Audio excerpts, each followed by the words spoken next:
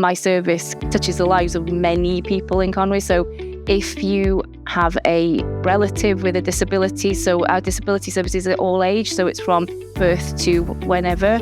So we support families, we support the people that need a care.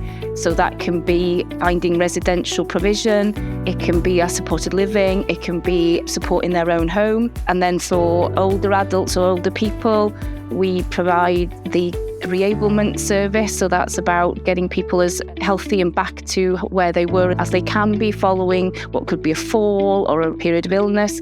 We commission then the domiciliary care for them and also our residential placement. So it affects a lot of people in our community.